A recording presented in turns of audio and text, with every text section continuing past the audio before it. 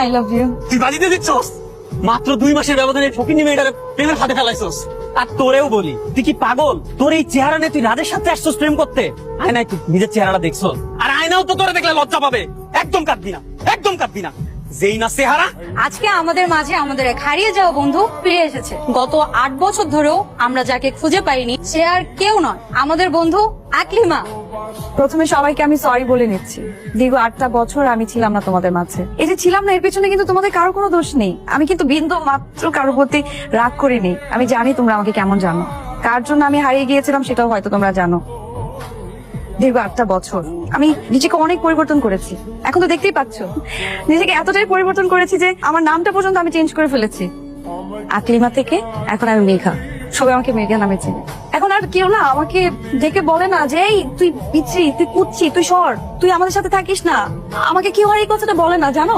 এখন সবাই আমাকে বলে দেখ দেখ মেয়েটা খুব সুন্দর, এই টাকা। একজন আরেকজনকে ডেকে বলে। সে আগের ওই বোলিংটা আমি এখন আর শিকার হতে হয় না। আমি এখন খুব ভালোভাবে চলতে পারি। কিন্তু একটা কথা কি তোমরা জানো, সৃষ্টিকর্তা না প্রত্যেকটা মানুষকে সুন্দর বানায়, নিজ হাত দিয়ে খুব যত্ন নিয়ে বানায়। এই যে আমাদের যে বাহ্যিক সৌন্দর্যতা নিয়ে আমরা এত জাজ করি যে সে দেখতে কেমন, সে সুন্দর কিনা। একজন সুন্দর মানুষ হলে একজন মানুষকে আমরা তখন আলাদা করি, তাকে আমরা অন্যরকম ভাবে ট্রিট করি। সে সবসময় ভালো প্রায়োরিটি পায়। যে মানুষটা সুন্দর না, তার মধ্যেও যে একটা ট্যালেন্ট থাকতে পারে, তার মধ্যেও যে একটা নিষ্পাপ মন থাকতে পারে, আমরা কিন্তু সে ব্যাপারে একবারও ভাবি না।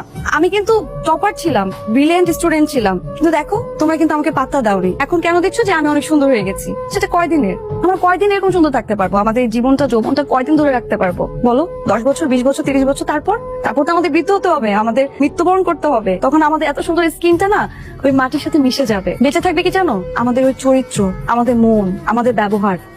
সবাই পার্টিটা এনজয় করো। Thank you. দোস্ত, তুই মনে এত কষ্ট নিয়ে চলে গেছিস, আর একটা দিন যদি তুই থাকতে তাহলে তুই কখনোই চলে যেতি না। কেন? রাজ তোকে সত্যি সত্যি অনেক ভালোবাসতো। মানে তুই যাবার পরে এই আকলিমা কই? আকলিমা আজকে আসেনি। তুমি ওকে কালকে যে পরিমাণে অপমান করছো। দেখো আমি যা করছি তা আমি করি নাই, আমার বন্ধু বান্ধব করছে। তোমরা না আমাকে শুধু শুধু ভুল বুঝতেছো। আচ্ছা, আমাদেরকে আর বোঝাইতে হবে না, আমরা সব বুঝতে পারছি। আরে বুঝতে পারছি বলে তো হবে না, মানে ওরা একটু জানাও আমার কথাটা। কিরে, তুই মনে হয় দিনের বেলা টস জ্বালা কি মানে খুঁজতেছস? বাদ দে, ডাস্টবিনের মাল ডাস্টবিনে গেছে। এত চিন্তা করে লাভ কি? তাই বলে তুই একটা বস্তির মায়ের জন্য আমার গায়ে হাত তুলবি? ভাই এটা আকলিমাদের বাসা না? রতনা চলে গেছে। চলে গেছে মানে কই চলে গেছে? ভাই কই গেছে একটু ঠিকানাটা ম্যানেজ করে দেন না ভাই, প্লিজ। জানি না। ভাই কোনো নাম্বার টাম্বারও দেওয়া যায় নাই? কিচ্ছু যায় না। প্লিজ তুমি একটু আমাকে আকলিমার কাছে নিয়ে যাও প্লিজ। আমি ওর পায়ে ধরে মাফ চাও। দেখো আমি কিন্তু ওকে সত্যি সত্যি ভালোবাসছিলাম। আমার ভালোবাসা কোনো দিক থেকে মিথ্যা ছিল না। আমি বাজি ধরছিলাম। ওর সাথে মিশার পরে আমি সত্যি সত্যি ওর প্রেমে পড়ে গেছি। প্লিজ আমি ওর কাছে একটু সরি বলবো, এতটুক তো।